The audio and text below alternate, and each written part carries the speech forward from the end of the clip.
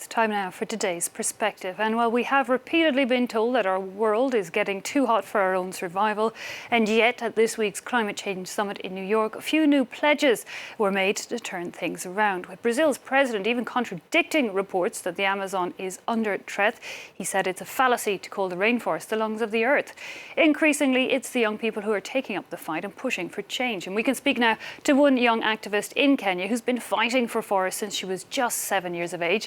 Ms. Elizabeth Wathuti, thanks so much for your time. Can I firstly ask you, I mean, you're in Kenya no doubt watching, first of all, the climate change meeting and again what's been happening at the UN General Assembly. You know, what's your reaction to the lack of action really from a lot of the leaders there? So thank you very much for having me today at France 24.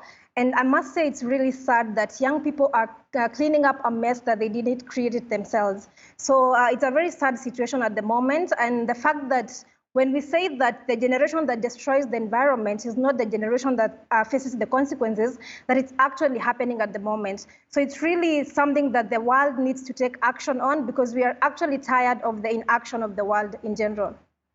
Indeed, and I know you have been taking personal action. Can you tell us a bit about that, the initiative you started and the amount of trees even you've already planted?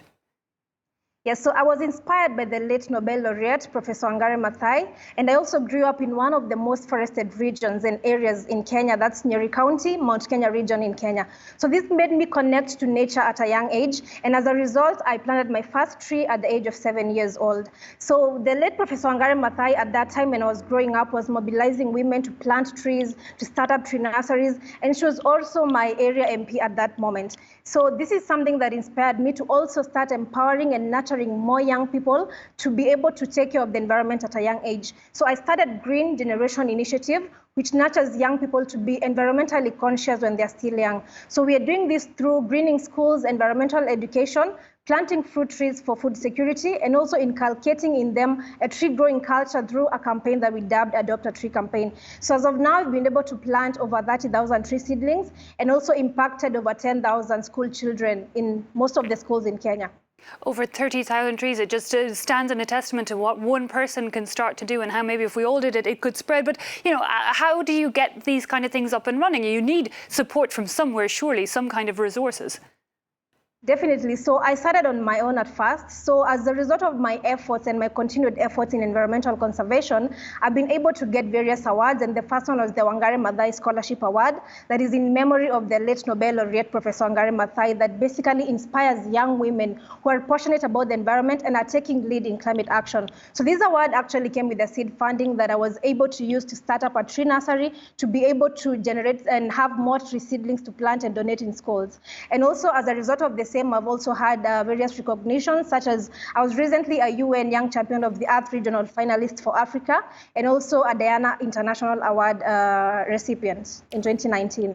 Okay, so a lot of international awards, help from other environmental NGOs, and that when it comes to the authorities in Kenya and the government, are you getting help there? What is their attitude? Yes, so I'm getting help here in Kenya as well, because we have this participatory approach that is happening in the country where different people are trying to come together to be able to maximize on their impact. Because if we join hands together in terms of conservation, we are going to be able to maximize on what we are doing, and we're going to have a huge impact. So far, I've been able to meet with the Cabinet Secretary, Ministry of Environment and Forestry, that's in Kenya, and we were able to present our project and what we've been able to do right now as Green Generation Initiative. And as I speak right now, we've begun to get tree seedlings from the Kenya Forest Service to be able to donate to these schools that we are going to. So it has had an impact being given that audience to speak to the world leaders and to speak to actually the leaders here in my country about environmental conservation. Okay, so a massive impact and positive response in many areas. But of course, a lot of these forests, you know, people want to fell the trees to make way for bigger farms, for industries, you know, and a lot of environmental activists have been threatened as a result.